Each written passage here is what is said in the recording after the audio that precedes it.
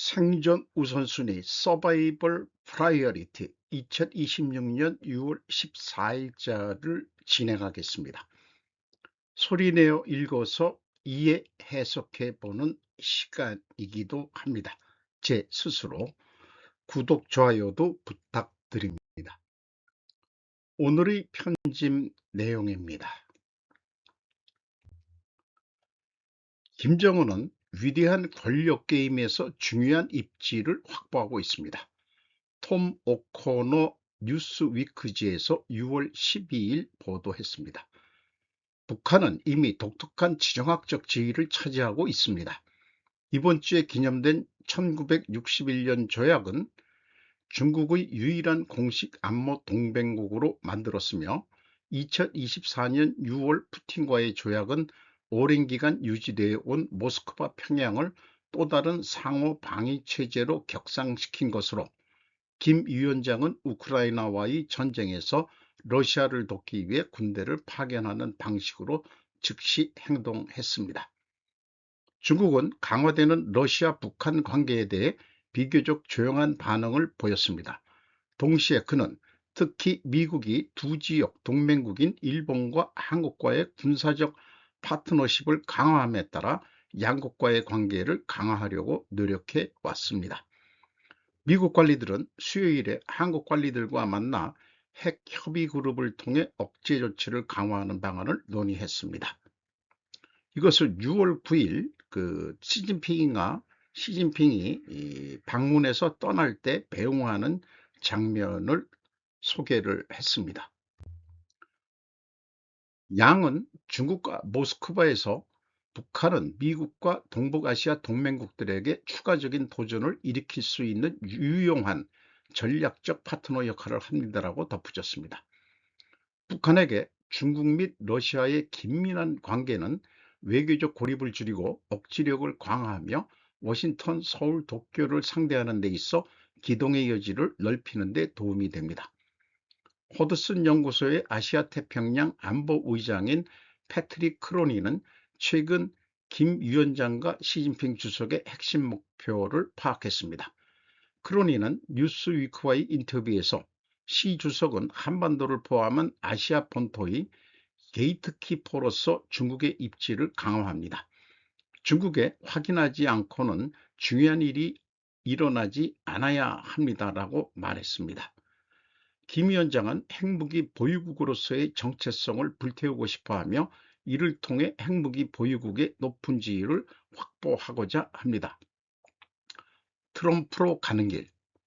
크로니는 또한 김 위원장이 트럼프와 만날 수 있는 위치에 있다고 관찰했는데 트럼프는 여전히 북한 통치자를 만나는 유일한 현직 미국 대통령입니다. 트럼프는 김 위원장과의 또 다른 만남을 모색할 의사를 공개적으로 밝혔습니다. 그는 또한 지난달 베이징으로 향하는 에어포스원에서 기자회견을 하면서 북한 지도자와의 매우 좋은 관계에 대해 자주 언급했습니다. 또한 한국의 이재명 대통령도 김 씨와 함께 동행할 것을 모색하고 있습니다. 크루즈먼은 뉴스위크와의 인터뷰에서 남북대화의 부활은 한국 진보주의자들의 오랜 열망을 충족시킬 것이지만 김 위원장의 조건은 충족시키기 어려울 것이라고 하며 김 위원장이 최근 시 주석과의 만남이 북한이 외교적 지렛대를 강화하는 데만 기여했다고 말했습니다. 이란 전쟁 요인. 미국과 한국 관계자들에게 정책에 대해 조언해온 김영준 한국국방대학교 교수는 트럼프를 김 위원장에게 2년 임시 카드라고 표현하며 김 위원장이 트럼프와 만나면 김 위원장의 명성을 강화할 단 한 번의 쇼에 불과할 것이라고 말했습니다. 더 영구적인 카드는 북한의 점점 더 현대화되는 핵무기입니다. 북한의 핵 능력에 대한 의지는 이란과의 미국 이스라엘 전쟁 속에서 더욱 확고해졌습니다. 이란은 우라늄 농축을 진전시켰음에도 불구하고 핵의 문턱을 넘지 못하고 있습니다. 김 위원장은 이란을 보았고 자연스럽게 북한이 절대 핵을 포기하지 않을 것이라고 결심했습니다. 라고 한국 대통령 평화통일자문위원회에서 활동하고 있는 김영증 위원장이 뉴스위크와의 인터뷰에서 말했습니다. 최근 이란과 관련된 분쟁은 핵무기가 체제 안정의 궁극적인 보장이라는 북한의 오랜 믿음을 강화할 가능성이 큽니다라고 양 씨는 말했습니다. 동시에 김 위원장은 전통적인 평화통일 목표를 대부분 포기하고 대신 북한을 국제적으로 중요한 영구 핵 무장국가로 자리매김하려고 하는 것으로 보입니다라고 덧붙였습니다. 그의 전략은 중국과 러시아 모두에게 북한의 전략적 가치를 활용하면서 어느 한쪽 파트너에게 지나치게 의존하지 않도록 충분한 독립성을 유지하는 것입니다. 북한, 한국은 적대적 원칙 불변, 한국 EU 공동성명 비난, 박준영 한겨레 6월 13일, 북러 군사협력 규탄에 반발, 외무성 10국, 명의 첫 담화. 북한이 북러 군사협력 규탄 등을 담은 한국과 유럽연합의 정상회담 공동성명을 두고 한국을 철저한 적대국으로 다뤄가려는 우리의 대적 원칙은 불변하다며 반발했다. 조선중앙통신은 13일 외무성 10국 대변인 명의로 담화를 통해 최근 한국과 유럽연합이 채택한 공동성명을 비난했다. 북한은 담화에서 서울 위정자들이 그 무슨 말과 행동을 하든 그것은 우리에 대한 도전이라며 한국을 철저한 적대국으로 다뤄 나가려는 우리의 대적 원칙은 불변하다고 주장했다. 체제 존중, 적대행위 불추구와 같은 위장 간판을 스스로 내팽친 것이나 다름없다고 밝혔다. 이어 한국의 집권자가 거치장스럽게 쓰고 있던 평화의 가면을 내던졌다며 이번 대결 선언으로 조한 북남 사이의 평화 공전은 있을 수 없으며 영원히 적대적인 두 국가 관계일 수밖에 없다는 현실을 입증했다고 주장했다. 또 우리 국가에 대한 적대를 떠나 절대 존재 불가한 제1의 적대국 조선과 아시아 대륙 침략을 위한 미국의 단검이 바로 한국의 실체라며 강도 높은 비난을 이어갔다. 이 대통령과 유럽연합 지도부는 지난 10일 벨기에 브뤼셀에서 정상회담을 열고 공동성명을 채택했다. 성명에는 러시아 북한 간 불법적 군사협력을 강력히 규탄한다. 북한은 핵 확산 금지 조약, NPT상 핵 보유국으로 결코 인정되지 않을 것 등의 내용이 담겼다. 이유는 북한과는 직접적이지도 않으니 규탄해도 그만이지만 직접 휴전을 맞대고 비적대적 스탠스를 취하던 이가 왜 갑자기 공동성명을 냈느냐. 회담을 하긴 해도 성명까지 낼 필요가 있었냐. 이재명 입장에서는 그런 생각도 들어갑니다. 투표에서 개표소 봉쇄까지 투표용지 부족 시위 재구성. 세계일보 6월 13일 소진영 기자입니다. 6월 3일 선거일 오전 8시 투표가 시작됐다. 잠실 7동 제2투표소인 우성아파트 노인정은 정상적으로 개소했다. 선거인수는 3,856이었지만 투표용지는 49.3%에 해당하는 1,900매만 배치된 사실이 뒤늦게 드러났다. 선관위 내부 지침인 최소 50%를 미달한 상황이었으나 투표를 위해 유권자들이 찾아왔다.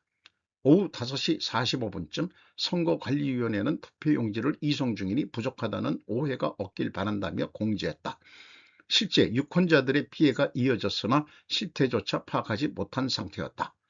투표가 마감되는 오후 6시 용지 부족 사태가 표면화됐다. 유권자들이 투표소에 줄을 길게 늘어섰고 오후 6시 이전에 그 투표소를 찾아 대기표를 받은 유권자에 한해 투표가 진행됐다. 연장 투표 종료 시각이 다가오자 시민들은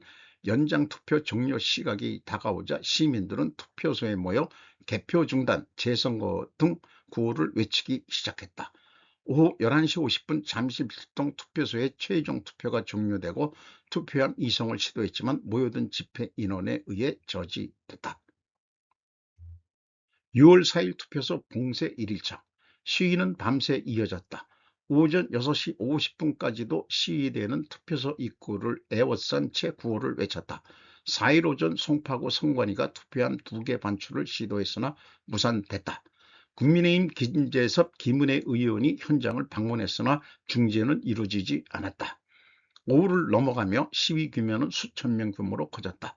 선관위는 오전 4시 재선거 불가 방침을 밝히면서도 물리적 충돌 우려를 이유로 강제 이송을 유보했다. 6월 5일 강제 해산 이후 개표소 봉쇄. 투표소 봉쇄 시위 2일차인 5일 오전 7시 59분 경찰이 18개 기동대 1000여 명을 투입해 투표소 약 300명의 시위대에 해산 명령을 내렸다. 투표 종료 후 30여 시간 만에 조치였다. 8시 54분쯤 경찰이 시위대를 강제로 해산시키고 선관위 직원들이 투표함 2개를 반출했다. 해산된 시위대는 일부는 송파구 개표소인 올림픽공원으로 이동했다. 오전 10시 올림픽공원 핸드볼 경기장 개표소에서는 개표가 시작돼 오후 3시쯤 종료됐다. 개표가 끝났지만 시위대는 투표용지 반출 저지를 명분으로 봉쇄를 지속했다. 오후 4시 30분쯤 시위대는 핸드볼 경기장의 출입구 8곳을 봉쇄했다. 경기장 내부에 있던 선관위 직원과 취재진, 스포츠협회 직원 등이 고립됐다. 해가 지면서 시위의 규모는 늘어났다. 보수 유튜버 등을 통해 올림픽공원 시위 상황이 전달되며 밤사이 1만 명 규모로 인원이 늘어났다. 봉쇄의 농성은 지속됐다. 6월 6일 이후 부정선거와 참정권 이후의 혼재. 주말 동안 참정권 보장을 주장하며 시민들이 수만 명 규모로 불어나며 성조기 사형, 부정선거 구호 사용금지 등의 과격 양상 자제 흐름도 나타났다. 하지만 부정선거를 외치지 못하게 하는 세력은 대학생 진보연합, 대진연 등 간첩이다라는 낭설과 함께 내부 분열이 일어났다. 일주일이 넘긴 12일까지도 시위는 지속되고 있다. 일주일째 잠실 개표소 지킨 대학생들, 참정권 박탈 말도 안 돼. 국민으로서 당연히 참여. 김동우, 임찬웅, 뉴데일리에서 6월 13일 보도한 내용입니다. 대학생, 직장인 일단 참여, 투표 못한 시민들 보고 행동. 부정이든 부실이든 규명해야 선거 절차 신뢰회복 요구. 정치 무관심층도 현장으로. 이번만큼은 그냥 못 지나쳐. 재선거 제도 개선 목소리. 국민이 납득할 결과 나와야. 참정권이 박탈됐는데 어떻게 가만히 있겠느냐. 지난 10일 서울대, 연세대 등 전국 18개 대학 캠퍼스에서 6.3 지방선거 투표용지 부족 사태에 대한 규탄 시국선언이 열렸다. 이것은 서울 송파구 올림픽공원 핸드볼 경기장 현장의 사진입니다. 30대 직장인 박유진 씨는 정부는 부정선거가 아니면 국민이 납득할 수 있는 근거를 제시하고 부실이 있었다면 원인을 철저히 규명해 재발 방지책을 마련해야 한다며 투표 결과에 상관없이 국민의 참정 투표권 가능한 공정한 절차가 필요하다고 전했다. 투표지 부족이 선거 결과에 미친 영향은. 이경원 SBS 6월 13일 당선자와 낙선자의 표 차이는 크지 않은데 용지 부족으로 투표권을 행사하지 못한 유권자가 더 많았다고 판단된다면 법적 다툼의 소지도 생길 수 있기 때문입니다. 투표 중단 시간 얼마나. 자료를 보면 투표지 부족이 발생한 투표소는 전국 14,288곳 가운데 91곳입니다. 투표 용지가 부족했다는 사실 자체만으로도 선거관리상 문제라는 지적이 나옵니다. 다만 용지가 부족했다는 것만으로 바로 기본권이 침해당했다고 보기는 어렵습니다. 이게 이 소리를 읽으면 고개를 갸웃하게 됩니다. 일단 선관위는 잠시라도 투표가 중단됐다가 대기가 발생한 투표소를 모두 26곳으로 분석했습니다. 송파구 가선거구 투표 중단 현황에 대해서 좀 표를 만들었네요. 독일은 권리 침해를 어떻게 계산했을까? 여러 나라를 좀 조사를 한 모양입니다. 투표지가 없어서 실제로 투표권을 행사하지 못한 유권자가 얼마나 되는가? 오후 6시 출구조사 발표 이후 투표하게 된 유권자는 얼마나 되는가? 긴 대기줄 큐라인 때문에 투표를 포기하고 집으로 돌아간 유권자가 얼마나 되는가? 재선거를 결정한 베를린 헌법재판소 판결문은 155페이지에 달할 정도로 복잡한 사건이었다. 투표 연장은 모두 합쳐 최소 6,294분 105시간에 달했습니다. 베를린 헌법재판소는 이를 명백한 기본권 침해라고 전제했습니다. 수령화의 어려움 때문에 이런 역량 투표 포기를 받은 표들은 포함시키지 않는다. 분석 결과 147석의 의석 중 88석 이상 약 60%의 당락에 영향을 미칠 수 있는 수준이라고 결론을 냈습니다. 이 정도면 단순한 재검표나 부분적인 재투표로는 민주적 정당성을 회복할 수 없다면서 전면 재선거 말고는 방법이 없다고 판결을 했던 것입니다. 미국에서도 투표지 부족 문제로 소송으로 이어진 적이 있습니다. 영향을 받은 2,779표가 승리표 차인 2,743표를 넘었지만 선거의 진정한 결과를 의심하게 할 정도로 충분하지는 않다. 이렇게 미국은 텍사스주 제1항소법원에서 결론을 냈다고 그러네요. 결국 선거 무효 여부는 단순히 부족한 투표지 수만으로는 결정되는 것이 아니라 각국이 선거의 안정성과 참정권 보장이라는 헌법적 가치를 어떻게 반영하는가에 따라 달라진다고 볼 수 있습니다. 투표지 부족이 선거에 어떤 영향을 미쳤는지 판단할 국내 기준은 아직 없습니다. 이번 투표지 부족 사태는 어처구니 없는 선관위의 선거관리 실패가 유권자의 기본권 보장과 선거의 공정성이라는 헌법적 가치에 끼칠 영향을 적나라하게 보여줬습니다. 유권자가 침해당한 권리는 과연 얼마나 되는가? 선거에 미친 영향은 또 어느 정도인가? 선관위에 대한 강한 문책과 함께 이제 그 기준에 대한 논의도 본격화될 것으로 보입니다. 잠실매울 부정선거 재선거 성적이 흔들며 윤어게인 구호도 고경태 한겨레 6월 13일 12일 밤 잠실 개표소 시위 주말 앞두고 시위대의 젊은층 유입 늘어 윤석열이 대통령 해야 사전투표 폐지 부정선거 재선거 당일투표 수개표 부정선거 재선거 당일투표 수개표 부정선거 재선거 당일투표 수개표 30분이나 1시간에 한 번씩 재창하는 애국가가 그나마 분위기를 전환해 줄 뿐 이러한 공연도 연설도 시위 안내도 없었다. 집요할 법도 한 상황이었지만 12일 저녁 서울 송파구 올림픽공원에 모인 시위 참가자들에겐 그런 기색은 느껴지지 않았다. 12일 저녁 서울 송파구 올림픽공원 핸드볼 경기장 앞에 모인 시위 참가자들이 부정선거 재선거 당일투표 수개표를 외치고 있다. 초반 양상은 지금과 달랐다. 지난 주말 6, 7일에는 잠실 투표소의 투표용지 부족 사태를 참정권 침해 문제로 접근하려는 청년들이 줄을 이뤘다. 이들은 특정 정치 세력의 개입을 거부하며 오직 재선거만을 요구했다. 그러나 지난 8일을 기점으로 부정선거라는 단어가 구호 맨 앞에 등장하며 분위기가 급변했다. 참가자들은 송저기를 왜 들었을까? 빨간 마가 모자를 쓴 40대 여성은 한글과 영어로 된 한미연합 수사 요청, 손팻말을 들고 시위대회를 사이를 누비고 다니며 그 이유를 설명했다. 백날 부정선거만 외치면 뭐해? 이제 이걸 넘어서야 해요. 이재명 부정선거에 대해 한미공조 수사 요구로 가야 해요. 날이 저물면서 시위대 규모가 더욱 불어났다. 핸드볼 경기장 앞으로 사람들이 계속 모여들면서 광장이 빽빽해졌다. 한 70대 노인은 낮엔 어르신이 밤엔 젊은이가 지킨다.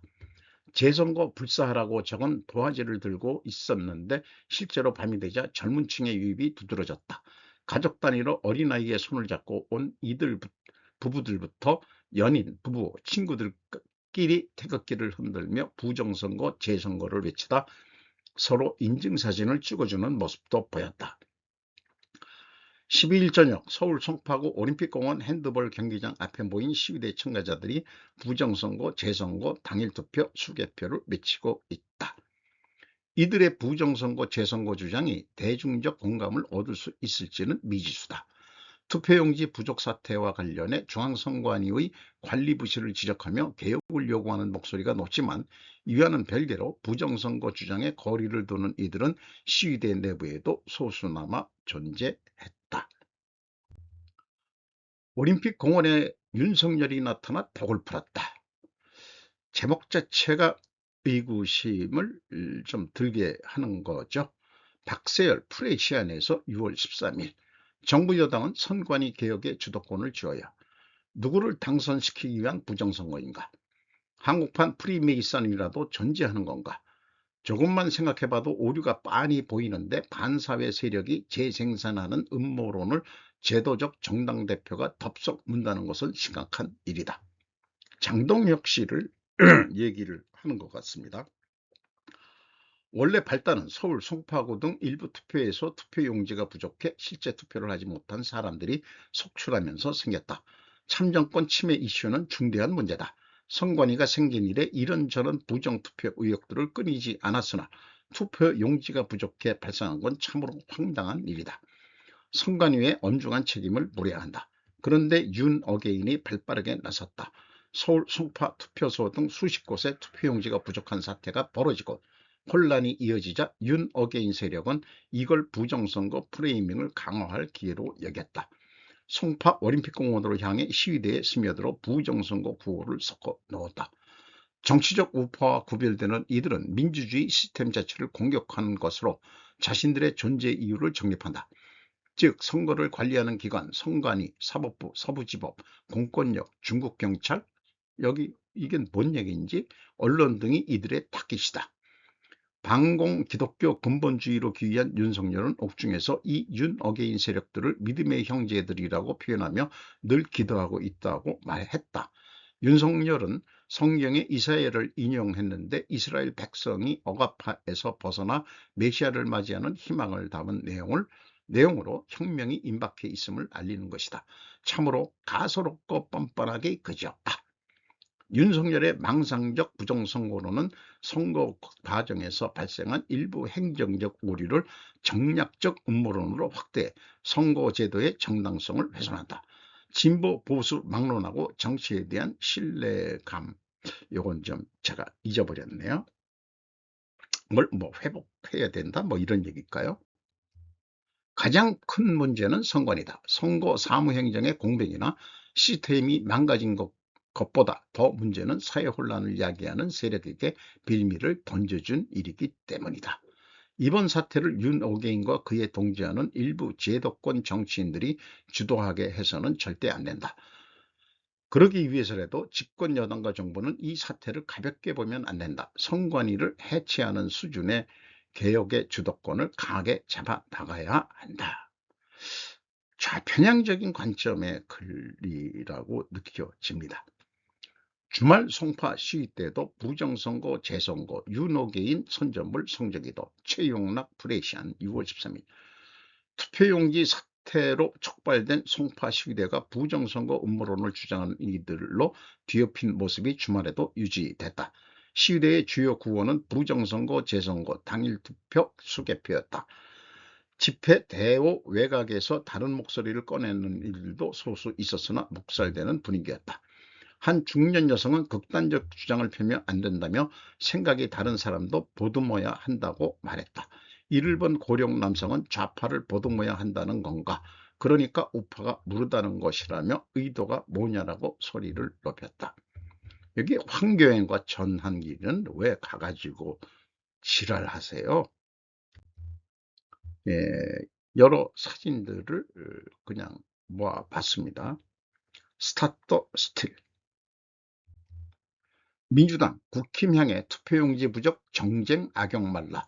특공 국정조사 병행 추진. 김세영 MBC 뉴스 6월 13일. 더불어민주당은 6.3 지방선거 투표용지 부족 사태와 관련해 국가적 사태를 이재명 정부 흠집내기용 정쟁으로 악용하는 구태를 즉각 중단하라며 국민의힘을 직격했습니다. 이주희 민주당 원내대변인은 오늘 서면 브리핑에서 민주당은 투표용지 부족 사태와 제기된 의혹 전반에 대해 철저한 진상규명과 책임자 처벌은 물론 개헌을 포함한 모든 가능성을 열어두고 대응하고 있다고 밝혔습니다.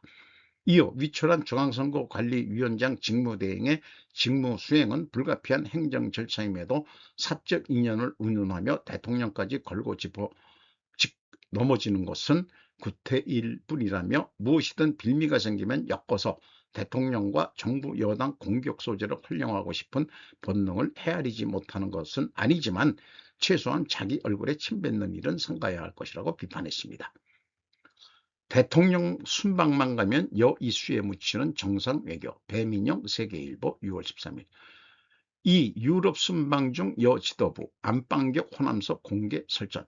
2025년부터 정상회교 시점에 당내 이슈 부각엔 시선 분산. 이재명 대통령이 정상회교차 출국할 때마다 더불어민주당 내부 이슈가 부각되면서 스포트라이트가 분산되는 일이 반복되고 있다. 이번에 민주당 정청래 대표의 연임 도전 여부가 여권의 핵심 이슈로 떠올랐다. 6.3 지방선거 결과에 대한 여권 지도부의 책임론이 불거진 가운데 정 대표는 정청래계 당권파와 또 이재명계 비당권파가 충돌하면서다. 트럼프 미국 공습으로 베네수엘라의 도움으로 트렌데 아라과 깽단 지도자 사망. 월 바이서트 AP입니다. 도널드 트럼프 대통령은 금요일 미국의 신속하고 치명적인 운동학적 공습으로 인해 트렌데 아라과 깽단의 악명 있는 지도자라고 불리던 헥터 러스틴포드 게레로 플레로스가 사망했다고 말했습니다. 트렌데 아라과는 미국에 의해 테러 조직으로 분류되었습니다. 게레로 플로레스는 뉴욕 연방법원에서 10년 이상 지속된 범죄에서 테러리스트에게 지원을 제공하는 등 폭언, 음모 및 기타 범죄 혐의로 기소되었다고 당국이 12월에 발표했습니다. 피트 헤게스 국방장관은 X에 이번 주 초 베네수엘라의 트레데 아라고와 영내에서 공습이 발생했다고 게시했습니다. 당시 제이 클레이튼 미국 변호사는 이 깽단이 북미, 남미, 유럽에서 수많은 폭력, 갈취, 마약, 밀매 행위에 책임이 있다고 말했습니다. 트럼프는 목요일에 클레이튼을 국가정보국장으로 지명했습니다. 그 게시물에는 녹색 지붕이 있는 작은 건물이 폭발하는 모습을 위에서 촬영한 기밀 해제된 영상도 포함되었습니다. 우크라이나, 러시아의 6개월을 죽음의 고속도로로 탈바꿈시키다. 베리티 봉원 텔레그라피 6월 13일. 이제 우크라이나 남부의 관목지대에서 워싱턴이 좌절한 곳에서 키이우가 성공적인 것으로 보입니다. 크림반도로 가는 러시아의 마지막 신뢰할 수 있는 육로인 R280 고속도로는 우크라이나의 끊임없는 드론 공격으로 인해 러시아 군대 자체가 현재 죽음의 고속도로라고 부르는 것으로 변모했습니다. 베트남의 정글 트레일과는 달리 호송대가 숨을 곳이 없습니다. 러시아는 크림반도로 가는 경로가 2개뿐입니다. 첫 번째 경로는 게르츠 다리를 통해 너무 심하게 손상되고 반복적인 파업에 노출되어 모스크바는 오랫동안 연료와 군용 화물을 운송하는 것을 피해왔습니다. 두 번째 R280은 이제 끊임없이 사냥되고 있습니다. 크림반도로 가는 러시아의 대체 경로인 R280 다리가 너무 심하게 이게 손상되어 있다. 그 손상되기 전의 사진인 것 같습니다. 분석. 걸프 아랍 석유가 시장에 진출함에 따라 호르무즈 해협에 대한 이란의 목졸라 매기가 느슨해집니다. 존 캠브렐과 데이비드 맥큐 AP 6월 10일. 이란의 호르무즈 해협에 대한 압박이 완화되고 있으며 자국의 석유 문제도 증가하고 있는 것으로 보입니다. 페르시아만 입구에 위치한 이 중요한 해협은 한때 전 세계 석유 및 천연가스 공급의 5분의 1이 통과했지만 2월 전쟁이 시작된 이후 이란의 새로운 공격으로 사실상 폐쇄되었습니다. 그러나 상황은 변화하고 있는 것 같습니다. 건너뛰어서요. 한편 봉쇄를 가하는 미군은 이란에 제재된 석유 거래와 관련된 선박을 반복적으로 공격하거나 저지하여 필요한 경화를 얻는 데 영향을 미쳤습니다. 마수도 페제스키안 대통령은 수요일 국영 텔레비전 생방송 연설에서 말했습니다. 우리가 직면한 부족, 우리가 경험한 불안, 그리고 남아있는 문제들을 고려할 때 현재 상황에서 국가를 통치하는 것은 쉬운 일이 아닙니다. 못해 먹겠다. 스스로 그 행정부 수장은 항복 같은 입장을 내어주었지만 아직 혁명 수비대가 남아 있는 것 같습니다. 그럼에도 불구하고 갈등의 진행 과정은 여전히 매우 불확실합니다. 이번 주에는 이란, 이스라엘, 미국 간의 격렬한 교전이 벌어졌습니다. 트럼프는 목요일에 하르그 섬의 석유 수출 터미널을 장악하고 이슬람 공화국을 더욱 강렬하게 폭격하겠다고 위협했다가 갑자기 철수하고 다시 한번 정쟁 종식을 위한 협상 돌파구를 주장했습니다. 비밀 임무가 공개됩니다. 이런 통과하게 만든 이런 것들이 이 미국의 비밀 임무였다. 그것은 아마도 미군의 지원 덕분일 것입니다. 통과한 것들이 이렇게 표현하고 있습니다. 그 과정에 아파치 헬기가 하나 떨어졌다. 이런 얘기겠죠. 그 아파치 헬기가 떨어진 것은 그 걸프국 국가들의 유조선이 나가도록 도와주는 그런 임무를 했는데 그게 떨어졌다. 그런 얘기네요. 미국의 봉쇄로 이란의 석유 산업이 압박받고 있습니다. 미국은 걸프 아랍 국가들이 유조선을 밀어내면서 이란의 유조선이 해협에 들어오거나 나가는 것을 계속 막고 있습니다. 여기에는 수요일에 발생한 인도 선원의 3명의 사망자를 낸 공격과 같이 선박에 총격을 가해 이를 막는 것도 포함됩니다. 석유를 시장에 내놓을 수 없게 된 이란은 육상 저장고를 가동하고 하르그 섬 앞바다에서 수십 척의 유조선을 사용해 원유를 저장하고 있습니다. 이란은 또한 일부 유정에서 석유 생산을 늦추거나 중단할 수밖에 없었던 것으로 보이며 전문가들은 이란과 같은 오래된 유정은 중단 후 다시 가동할 수 없기 때문에 위험할 수 있다고 경고합니다.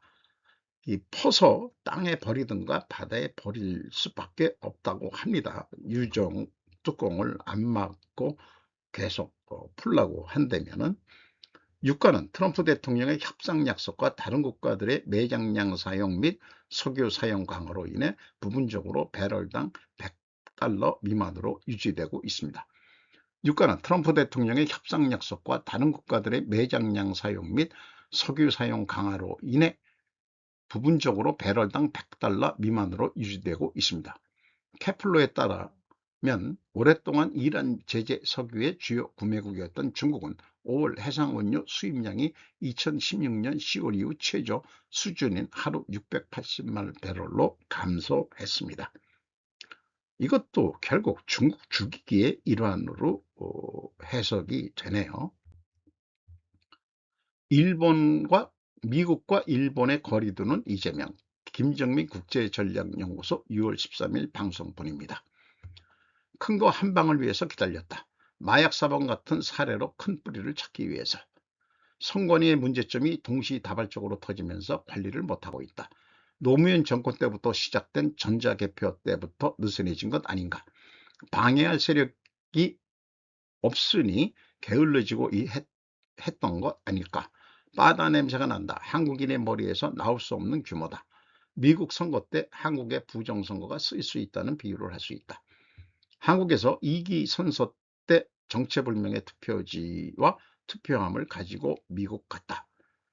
미국 선거에 좋은 자료를 사용할 것이다. 선관위 사태, 계엄은 옳았다. 여론까지 촉발. 만약 이재명이 탄핵된다면 윤석열은 석방이 될 수 있지 않을까. 부실 선거로 몰아가야 할 민주당. 법원 판결은 계엄이 내란이나 전제 조건이 있었기 때문에 부정선거면 윤도 풀릴 방법이 있을 것임. 부정선거 존재한다는 증거를 내세우기 위해서 터뜨린 것 아닌가. 노태학 출국 금지. 최근 10년간 전국 단위 선거 분석해보니 선거철 휴직 81%, 6, 7급 실무진. 휴가 간 것이 어딘가도 의심해 봐야 한다. 아군 조건 다 모아서 이것부터 때려잡아야 한다. 기본 플랫폼부터 날려보내야 한다. 선거 문제점은 얘기해도 부정선거 언급을 하지 않는 정치인들, 유일하게 장 대표가 하고 있다. 국힘도 마찬가지로 부정선거는 언급을 안 하고 있다는 얘기죠. 양당 다 부실선거, 언론도 부실선거로만 말한다. 부정선거 발언 연기가 피어오를 수 있다. 중국은 한국 선거에 이미 영향을 미치고 있었다는 말도 있었고, 상관관계론을 풀어가는 한계같이 느껴지긴 합니다만은, 좌파 유튜버들은 민주당 패배 원인 조국 정청래만 얘기한다. 이번 선거의 결과는 신뢰할 수 없다가 먼저 나와야 하는 것 아니냐. 지금 원인 분석을 할 수 없다. 왜 오세훈이가 극적 반전했을까? 그래서 국힘 애들도 조용히 있는 것이다. 국힘에도 맛있는 곳을 주었다. 분석하려면 해넘어간다. 개표수를 신뢰할 수가 없다. 신문기사조차도 조작기사가 많다. 장동혁 대표 낙동강 오리알 신세. 한동훈 장동혁 자리 꿰차려는 것 같다.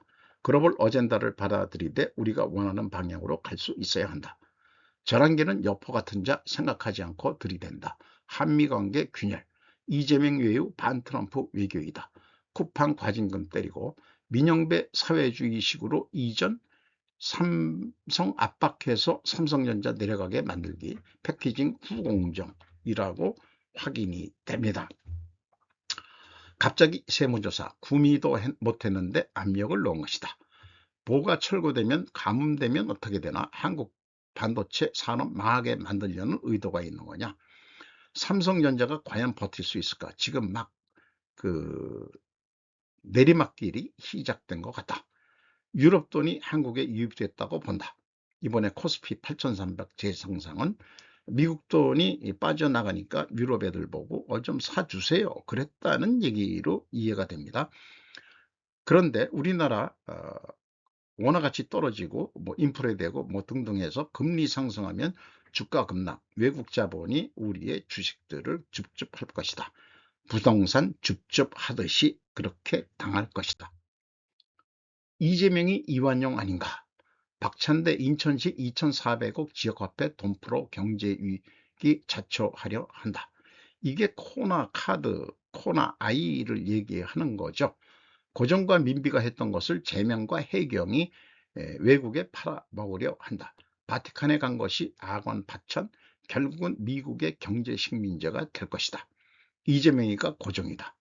SNL 요즘 이재명 까고 있다. 쿠팡 이제 제대로 열받았다. 쿠팡 플레이 많이들 보고 있다. 반 이재명 세력이 늘어날 수 있다. 미국과 일본이 SMR을 한다. 왜 갑자기? 한국에서 실용화 못하고 미국에 라이센스 넣겠었는데 이게 일본과 SMR을 한다. 쿠팡으로 외교적인 상황이 악화되었다. 쿠팡 나가라고 한다면 중국 테무나 알리가 들어오겠지. 지금도 들어와 있는데 쿠팡을 죽여야 중국 애들의 테무나 알리가 흥행하겠죠. 요즘 중국 애들 한국 와서 대거 구매 형태가 요즘은 쪼그라들었다. 그래서 이번 선거를 좀 간단하게 제가 좀 도식화해 봤습니다. 이것이 어떤 그 과정이란 게 인풋가 있고 그 내부 프로세싱이 있고 아웃풋가 나오게 되죠. 이 아웃풋가 이제 전자 개표라는 건데, 아웃풋에 문제가 생기면 해결책은 인풋 통제를 조직에서는 합니다. 이 중간에 뭐 개선하고 뭐 그럴 거는 그냥 투표 과정이니까 그냥 흘러갈 거예요. 전자개표가 부정선거로 계속 이슈화 됐었죠. 그런데 이게 지금 한계가 있고 또 많이 잦아들었어요. 그러면은 어떻게 이슈화할까? 어떤 그 공작을 한다면은, 그러면은 인풋 통제를 하면 된다. 아웃풋가 제대로 안 된다면은 인풋 통제를 투표용지, 그래서 투표용지 통제 아이디어는 누가 냈을까? 선거인수의 50%만 인쇄하라는 지시에 어떤 목적이 있었을까? 부실 관리로만 결론 내리려는 것은 머리가 돌대가 들이던가 은폐하고 싶은 입장들일 것이다. 하염없는 대기를 경험해 봤냐? 투표권자들의 분노가 발생할 것을 아는 사람의 시나리오가 있었을 것이다.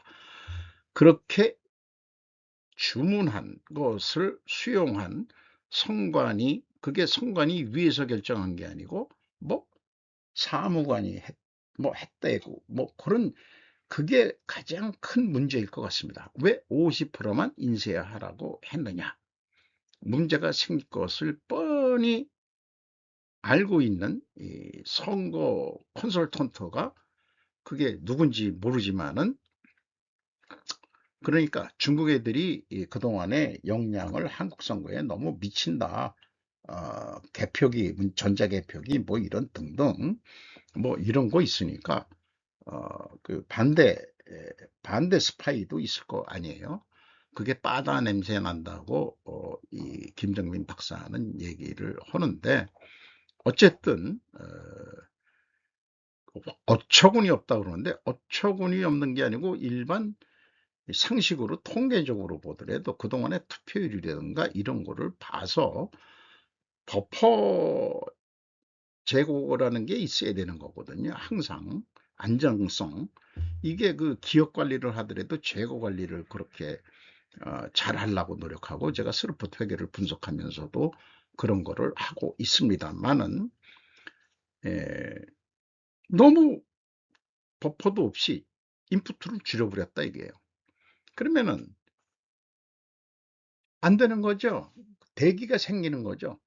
이 투표 프로세스의 그 대기가 하염없이 생깁니다. 제가 대학병원에 가가지고, 그 대학병원 가면 완전 노인 천국인데, 하염없는 그 대기 시간, 거기에, 야, 이게 나이 먹어서 자꾸 병원에 자주 가게 되니까, 그 갈 때마다, 물론 정기적으로 요즘은 줄어들었어요, 제가. 좀 관리를 잘했는지. 예약을 했는데도 그래도 좀 빨리 되긴 되죠. 그 대학병원 자기네들이 비즈니스니까.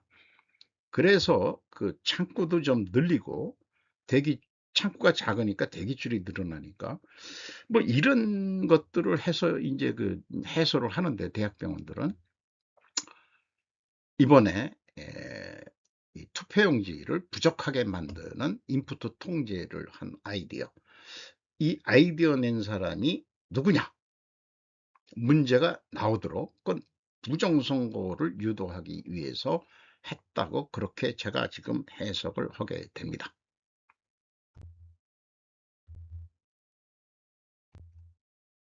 신보수선언, 소비자 주권 시대를 향하여. 소비자 주권 시대는 국민, 소비자 주권은 국민 참정권, 투표권, 이렇게 또 같이 생각하시면 좋겠습니다. 오늘도 좋은 하루 되시기 바랍니다. 굿다이. 오늘 좀 길었네요.